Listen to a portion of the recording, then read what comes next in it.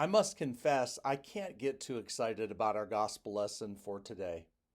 While most people call it a parable, it's actually an allegory written for first century Christians who expected Jesus to return in their lifetime. And when this didn't happen, some of them began to lose faith. The parable was meant to encourage them to keep the light of Christ shining in their lives, no matter how long Jesus the bridegroom was delayed. Well, it's 2,000 years later, and the second coming of Christ has not yet occurred. So, what do we do with this story that admonishes us to keep awake? For we know neither the day, nor the hour, or the decade, or the century, or the millennium, I might add. For many Christians, especially Lutherans, the subject of the second coming of Christ is not one that gets us really excited.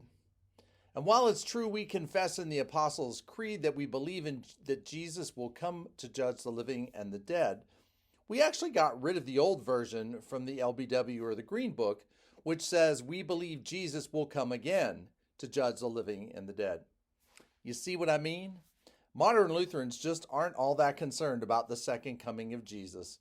If it happens, fine and good. If it doesn't happen in my lifetime, fine and good. So how do we find meaning in the parable of the 10 bridesmaids? Well, I think it's helpful to explore the cultural and visual references in this allegory. Then I think it's easier to picture ourselves in the story. In the vicinity of Bethlehem, torches were used to illuminate wedding processions at night. These torches consisted of sticks that were wrapped in rags and soaked in olive oil. Very Indiana Jones, if you know what I mean. In our gospel lesson, the word lamp is lampos in the Greek. However, it almost always means torches, like those I just described, rather than oil lamps. So the visual image we should have is a torch that the 10 bridesmaids are holding. And the way these wedding processions worked is that the bridesmaids waited with the bride outside of the banquet hall. And as soon as they knew the bridegroom was arriving, they would light these torches, which burned for about 15 minutes. And when the bridegroom finally arrived, the bridesmaids would pour extra olive oil onto these torches, and they would perform a special dance for the bridegroom and the bride and lead them into the banquet hall. And this is the cultural context of our gospel lesson. And we see that the 10 bridesmaids are waiting for the arrival of the bridegroom in our story so that they can light their torches and perform their dance. The foolish ones only carried the oil-soaked torches and did not bring any extra oil with them. The wise ones brought an extra supply to ensure that their torches would remain lit through the entire dance. These verses also tell us that the bridegroom is delayed. In verse 6, there is an announcement that the bridegroom is coming, and the bridesmaids wake up from their slumber and light their torches. Then the situation is further complicated when the bridegroom is delayed a second time, because he did not immediately show up after his arrival was announced. Therefore, the torches started to go out. The wise ones had enough oil to assure that their torches would remain lit. And the foolish ones did not bring enough oil for such an emergency, and so they asked the wise ones to give them some of their oil. The wise ones refused, saying that if the bridegroom is delayed any longer, they will run out of oil as well. They tell the foolish bridesmaids to go to the marketplace and buy more oil. And when the foolish ones are gone, the bridegroom arrives. The wise ones perform their dance and usher the bride and bridegroom into the banquet hall. The door is shut, and the foolish ones are excluded from the celebration. The parable ends with a powerful reminder: keep awake, therefore, for you know neither the day nor the hour. Now that the visual and cultural clues are in place, we ask the question I asked earlier: how do we find meaning in the parable of the 10 bridesmaids? Is there any way to interpret it other than an allegory about the second coming? Well, in these post-pandemic days, I feel like one of those bridesmaids who has run out of oil. Perhaps you can relate. There are days when I even avoid listening to the news because my heart simply can't take it. The horrors of war, the existential threat of global climate change, a dysfunctional national government, the rising costs of food and housing, these things can dim the light we try to shine into our world. They make us feel depleted, as if we have run out of oil. And the best way we cope with this condition is to take time for self-care.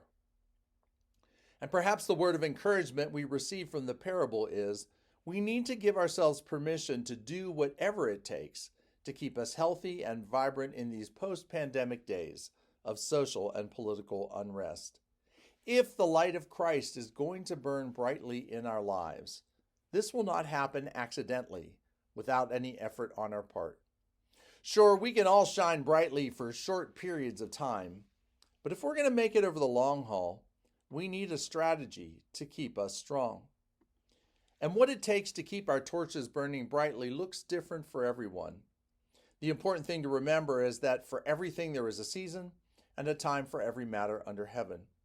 A time for action and a time for rest. A time for worry and a time for relaxing.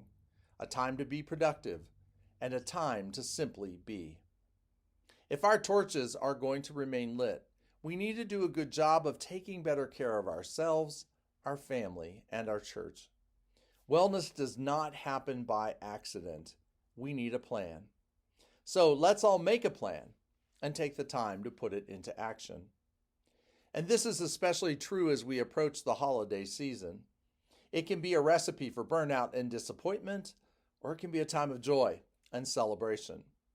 It all depends on the expectations we place on ourselves and those we love. And if we learned anything from the pandemic, I hope it is the need for us to give ourselves permission to simplify our festivities. Our focus should be on experiences and relationships. Presents are not as important as being present for those we care about. It's also important that we choose our activities carefully and do those things that recharge our batteries and fill us with love and joy and peace. So if you feel like a bridesmaid who has run out of oil, know you're not alone, and also know that this is your life-giving strategy for the next 2 months. The other thing I think we can learn from this parable is that if we are one of those lucky bridesmaids who feels like they have plenty of oil, maybe we ought to share it instead of hoarding it for ourselves. This is the thing that has always bugged me about this parable. Perhaps if the ones with the extra oil gave a little bit of it to their less fortunate bridesmaids, everyone would have had enough oil to be a part of the wedding feast. The story never gives us this option, but I think it should be an option nonetheless. So if we feel like we've got plenty of oil today, if our cups run over, we need to share it with others. The world is a very scary place. I don't need to tell you that. It needs all the light that we can shine as individuals and as a community of faith. It may not always feel like we're making a difference, but we need to have the faith that we are making a difference.